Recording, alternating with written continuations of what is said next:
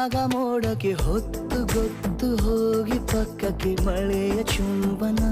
ಸಾಗರಕ್ಕೆ ಇಷ್ಟಾದ ಮೇಲೆ ಹೃದಯಕ್ಕೆ ಅಸ್ತು ಅನ್ನುವಷ್ಟೇ ಪ್ರೇಮಕ್ಕೆ ಬೇಡ ಯಾವುದೇ ಹಿಂಜರಿಕೆ